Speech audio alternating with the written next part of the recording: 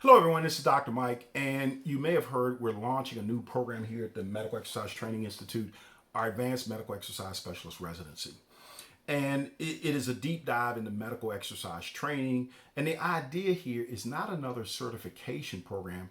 The idea here is to raise the level of professionalism by giving our medical exercise specialists more information, giving them more skills and more knowledge, but most importantly, giving them the ability to critically think now with more complicated clients. Insurance reimbursement is being cut back drastically across the board for physical therapy, occupational therapy, chiropractic care, also for nursing home services. So for many individuals that have had hip, knee replacements, strokes, surgery, spinal, or whatever type of surgery, they're not getting as much physical therapy anymore.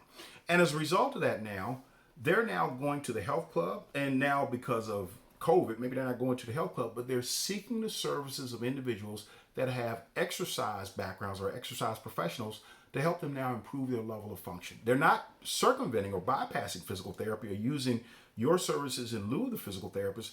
They're now using your services to augment what the therapists are doing.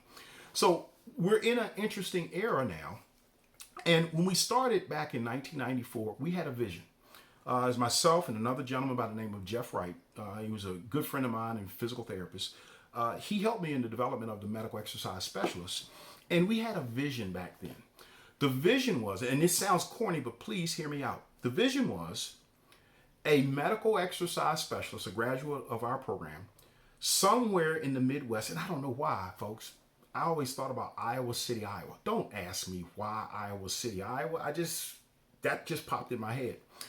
But a medical exercise specialist through our organization will one day attend rounds with the chairman of the orthopedic surgery department. And that chairman, he or she, would go on rounds of all the orthopedic patients through the orthopedic ward.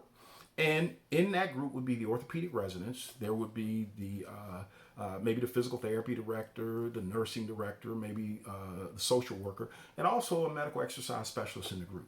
Not to compete with the physical therapist, but to say we also have a component of exercise that goes along with this. And I know, of course, physical therapists provide exercise, but we're looking at exercise as a sole modality.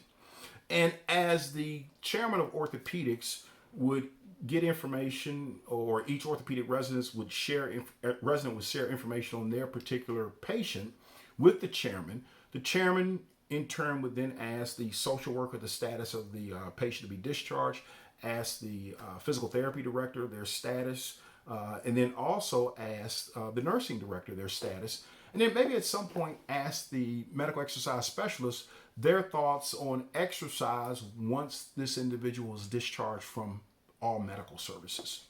And that individual had to be able to hold their own in that setting with the chairman of orthopedics, the nursing director, the physical therapy director, and these orthopedic residents. It could have been neurology residents, doesn't make a difference. That was our idea. It wasn't about a certification. It was about a level of professionalism, competence, and confidence to stand in that group and now be looked upon as a professional. Not that you understood x-rays or CAT scans or medications or nursing care, but that you were a professional and understood the application of exercise to medical conditions. And again, not to take the place of the physical therapists or other professionals in that group.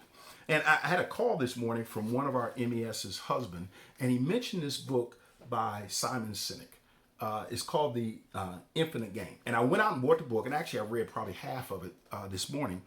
And the book talks about the idea of the finite game or the infinite game. When we started the MES, we were looking at the infinite game. We weren't worried about certifications. We weren't worried about any of that. So actually the first MES course, we didn't have a certification. But it seems like we've gotten hung up on certifications. Certifications don't get you to the infinite. And our thought was we wanted to train professionals to be able to stand in that group with other professionals and be able to hold their own as the experts on exercise.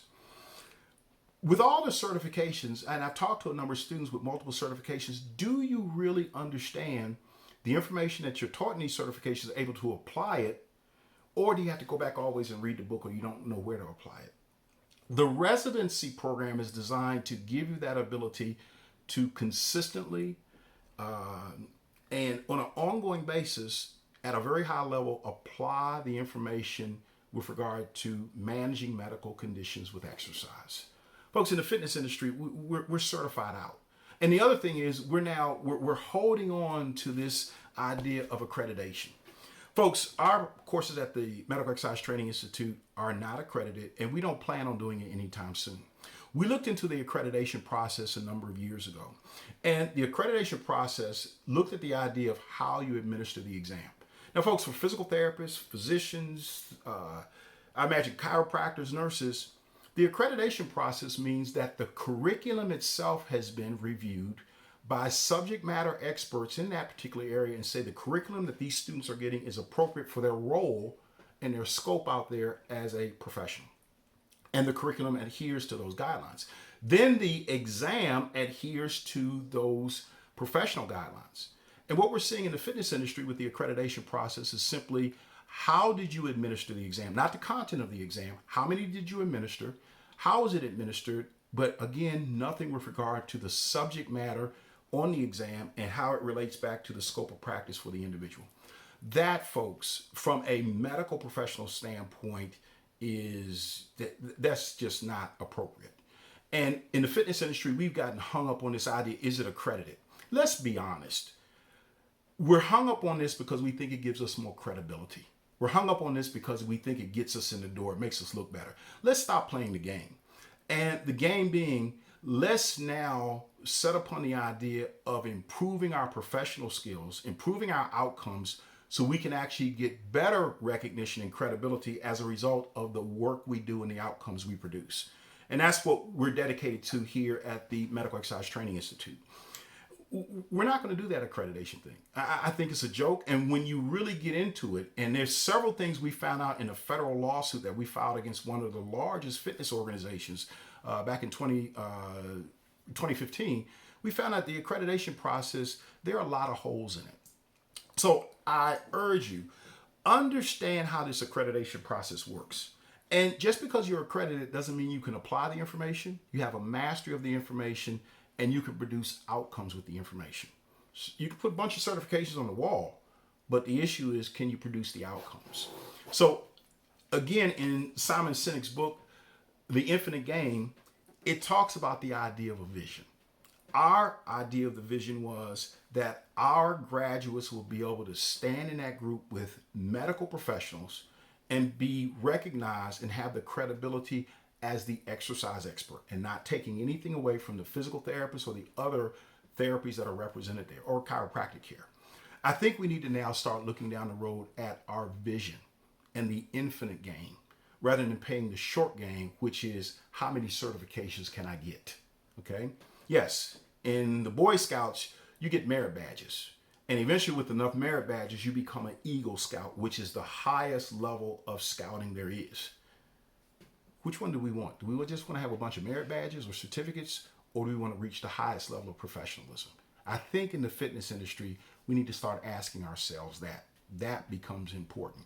So for right now, you will not see any accreditations with our certifications, not from these organizations in the fitness industry, but what you will find is very comprehensive, very detailed, and very in-depth information. And we ask you to go out and do observation hours so you can see it.